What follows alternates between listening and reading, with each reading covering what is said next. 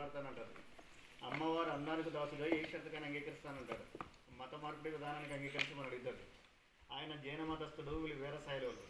జైన రాజ్యంలో వీర శైలవులు అంటే చాలా నీచాతికిచ్చంగా చూసేవాడు రాజుగారు. అయినా సరే అమ్మవారు అందాన్ని చూసి ఆ షరతుకు అంగీకరిస్తాడు, తాను కూడా మతం మారడానికి అంగీకరిస్తాడు.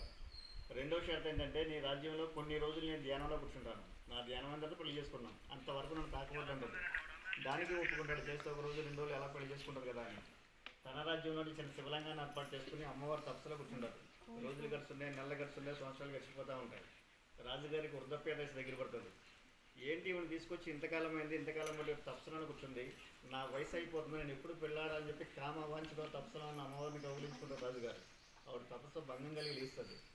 రాజుగా నేను ఇంతకాలం బట్టి నీ రాజ్యంలో తపస్సు చేస్తున్నాను, నా భక్తిని నువ్వు గమనించలేదు, నీకు కావాల్సిందేంటి, ఈ తృచ్ఛమైన ఈ శరీరమే కదా, వచ్చి తీసుకోమని చెప్పి తన వస్త్రంలో తానుగా ఒక్కొక్కరు తీసి రాజుగారి ముందు దిగంబరగా నిలబడుతుంది. ఆ దిగంబరగా నిలబడ్డప్పుడు తల వెంట్రుకలే వస్త్రాలుగా ఏర్పడతాయి. ఇది నల్ల డ్రెస్ కాదు, అమ్మవారి దిగంబర మొత్తం తల వెంట్రుకలే. అప్పుడు ఆవిడ జైన తీర్థంతుల వారు కనపడతారు రాజుగారికి. తల మీద పడతాడు. అమ్మ, తెలియక చేసిన తప్పు కూడా నువ్వు క్షమించు, నువ్వు ఎక్కడికి వెళ్ళొద్దు, నువ్వు నా రాజ్యంలో నువ్వు నీకు సకల సంపదల వజ్ర వైద్యాలు సమర్పిస్తాను తల్లి అంటాడు. అయ్యా, నేను నీకు కనువిప్పు కలిగించడానికి నీ రాజ్యానికి వచ్చాను, నీకు కనువిప్పు కలిగింది కాబట్టి చెన్న మల్లికార్జున స్వామి దర్శనానికి వెళ్ళాలంటది. మన మల్లికార్జున స్వామి అంటాం, కర్ణాటక భక్తులంతా చెన్న మల్లికార్జున స్వామి అంటారు.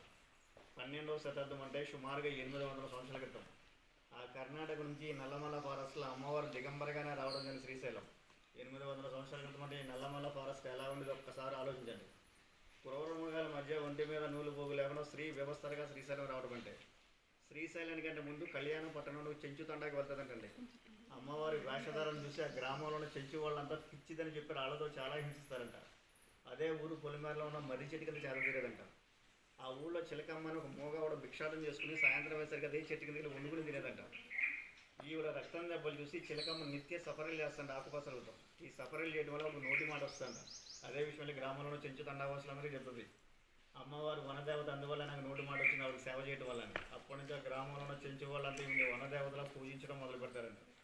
వాళ్ళు ఎప్పుడు దేవతలా పూజించడం మొదలు పెట్టారో అదే టైంలో శ్రీశైలం మల్లికార్జున స్వామి దర్శనం చేసుకుని ఆవిడ గురువు గారు అల్లమ్మ ప్రభు చెప్పిన గురు ఉపదేశం ప్రకారం తపస్సులో ఎక్కడ కూర్చోవాలి అని అన్వేషించే టైంలో ఈ వనదేవత ప్రత్యక్షమై, అమ్మాయిని మంచి సంకల్పంలో వచ్చేవాడిని నేను కాపాడుకుంటాను, నువ్వు వచ్చి నా గర్భంలో వచ్చి కూర్చోమని చెప్పి తానంతటిగా తానుగా వెలసిన విద్వాంసులు, వేద పండితులు, యోగులు చెప్తున్నారు. ఈ గుహలో పూర్వస్తు శాఖ వాళ్ళు అయితే 1,00,000 సంవత్సరాల క్రితం ఏర్పడని వాళ్ళు చెప్తున్నారు. ఈ గుహ లోపలికి వెళ్ళి చాలా కఠోర తప చేసినట్టండి. ఆవిడ తపస్సు వల్ల బ్రహ్మరాంబ మల్లికార్జున స్వామి వాళ్ళు ఈ గుహలో ప్రత్యక్షమయ్యారని చరిత్ర ఉంటుంది. దానికి నిదర్శనంగానే సహస్సిద్ధంగా వెలసిన శివలింగం ఉంటుంది గుహ లోపల. ఆ స్వామి దర్శనానికి ఈ అడుగులో మనం ఎంత దూరం వచ్చాం. శ్రీశైలంలో స్వామిని జ్యోతిర్లింగం అనేది స్వయంభులింగం ఉండేది. అక్కడ ఉన్న స్వామికి అయితే మనం అభిషేకాలు చేస్తున్నాం. ఈ లోపల ఉన్న స్వామికి ఎవరో అభిషేకాలు చేయరండి. సహస్సిద్ధంగా ఒక డ్రాప్ వాటర్ లింగం మీద పడతా ఉంటుంది. 365 రోజులు ఈ స్వామికి అభిషేకం జరుగుతూనే ఉంటుంది. ఆ వాటర్ ఎక్కడి నుంచి వస్తుందనే విషయం ఇప్పటికీ ఎవరికి అంతుపడిన ప్రశ్నగానే ఉంటుంది. మెరాకిల్, ఒక అద్భుతం. శివుడు అభిషేక ప్రియుడు అనడానికి గల లోపల స్వామి నిదర్శనంగా కనపడతారు. మనం ప్రతి దేవాలయానికి వెళ్తాం. దేవాలయం ముందు శిలాతోరణం కానీ, ముఖద్వారం కానీ, ఎంట్రన్స్ కానీ మనం ఏర్పాటు చేసుకుంటాం. ఈ కేవ్స్ ముందు చూడండి ఎంత పెద్ద నేషనల్ ఆర్ట్ ఏర్పడింది. శిలాతోరణం దాని కింద నుంచి మనం లోపలికి వచ్చాం.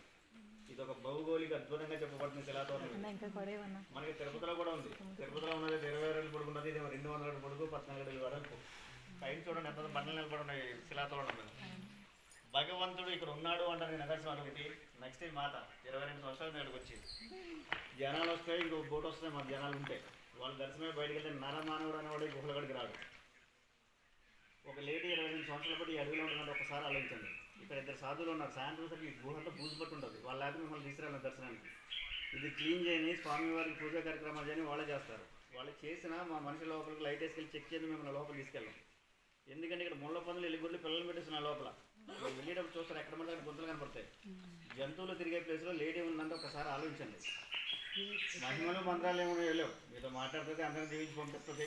భగవంతుడి కృపవడం మీద ఉందని మాత్రం పక్కాగా మేము విశ్వసిస్తాం. శిలాతోరణం, ఈ మాత లోపల పడిన అభిషేకం ఒక అద్భుతం. అది అద్భుతం చెప్పడానికి కారణం ఏంటంటే మీరు 70 అడుగుల లోపల నుంచి వెళ్తారు. ఈ 70 అడుగులో మీకు నీటి జాడ ఎక్కడా కనపడదు. మీకు కరెక్ట్గా స్వామి నెత్తి మీద పడుతుంది. దేవుడు లేడు అన్న మూర్ఖుడు కూడా లోపల దేవుడు కనపడతాడు. అటువంటి ఆధ్యాత్మిక ప్రదేశంలో కదా సైలెంట్గా వెళ్ళి చాలా ఉపయోగకరంగా ఉంటుంది. తర్వాత మీ ఇష్టం అది. ఇది చాగంటి కోటేశ్వర గారు ప్రవచనం వినే ఉంటారు కదా మీరు. ఆయన చెప్పినటువంటి 5 టైమ్స్ వచ్చాను ఇక్కడికి. 5 టైమ్స్ నేను వచ్చాను బోట్ ఆపరేటర్ ఆయనకి. ప్రతి ప్రతి శివరాత్రికి ఆయన ప్రవచనాలు దేవస్థానం నడుస్తుంటాయి. నేను ముందు సంవత్సరాలు ఆయన ప్రవచనాలకి నృసింహ సరస్వతి లాస్ట్ అవతారం చాలించి కదిలివనం చెప్పారు కదా మీకు, అక్కడ ఆయన అవతారం చాలించారంట. ఆయన అవతారం చాలించి ముందు స్వామిని నిత్యం సేవించారు. సేవించిన తర్వాత ఇక్కడ అంతర్ధానం అయ్యారంట.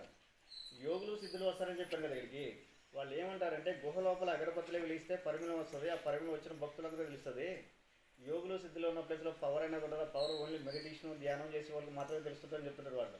నేను 16 సంవత్సరాలు కూడా జనాలకి తీసుకొస్తాను. నేను అవి మెడిటేషన్ ధ్యానం అయితే రాదు. నాకు తెలిసింది ఏంటంటే మనం గుహలోకి వెళ్ళడమే మన నాలుగు ఆటోమేటిక్గా తిమ్మురులు వచ్చేస్తుంది.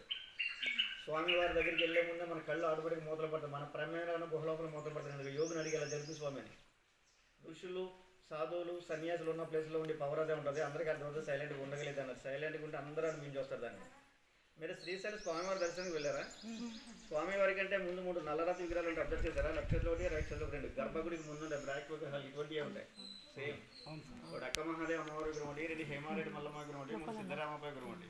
వీళ్ళు ముగ్గురు కర్ణాటక భక్తులే, మనలా మానవ జన్మత్ర మనుషులే. వీళ్ళు మానవ జన్మత్ర మనుషులు విగ్రహాలు తీసుకెళ్ళి భగవంతుడి కంటే ముందు పెట్టారంటే ఒకసారి ఆలోచించండి.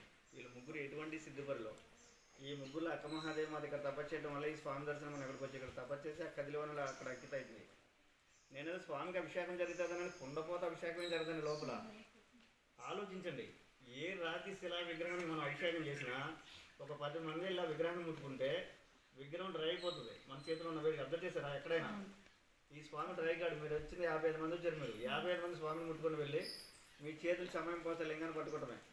ఆయన నెత్తి పైన ఒక పాము పడగ టైప్లో బుడుపు ఉంటుంది, ఒక డ్రాప్ నిలబడి ఉంటుంది, గోల్డ్ కలర్లో మెరుస్తూ ఉంటుంది. ప్రతి ఒక్కరి దర్శనం దొరుకుతుంది. అది ఎట్టి పరిస్థితుల్లో డ్రాప్ సక్సెస్ ట్రై చేయకండి. మూర్ఖంగా చాలామంది దాన్ని ముట్టుకున్న ట్రై చేస్తుంటారు.